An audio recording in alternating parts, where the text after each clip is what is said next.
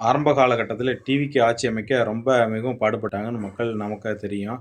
ஓகேங்களா. அதே சமயம் வந்து பார்த்தீங்கன்னா, ஏடிஎம்கேல வந்து யாரும் போல, கூப்பிட்டாங்க அப்படின்ற மாரி ஊடகங்கள், நியூஸ்கள்லாம் சேனல்லாம் அப்புறம் ஓடிட்டு இருந்தது. அது வந்து உண்மையான ஒரு நிகழ்வு கிடையாது.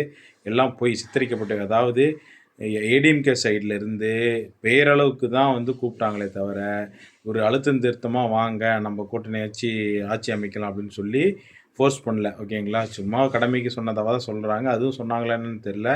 மற்றபடி வந்து அவங்க டிஎம்கே சைட்ல இருந்து தான் அவங்க ரெக்ரூட்மெண்ட் பண்ணி எடுத்தாங்க. அதாவது அவங்க கூட்டணி கட்சிகள இழுத்தாங்க, அனுப்பிச்சாங்க. ஏன்னா, ஏடிஎம்கே சைடு வந்து பார்த்தீங்கன்னா, மதவாத கட்சி இருக்கு. அதாவது பிஜேபி கட்சி இருக்குன்றதுனால, இந்து மதவாத கட்சி இருக்குன்ற காரணத்தால வந்து பார்த்தீங்கன்னா, விஜய் அவர்கள் வந்து ஏடிஎம்கே தரப்புல என்டிஏ கூட்டணியிலிருந்து யாரையும் வந்து அழுத்தமா வந்து அழைக்கல.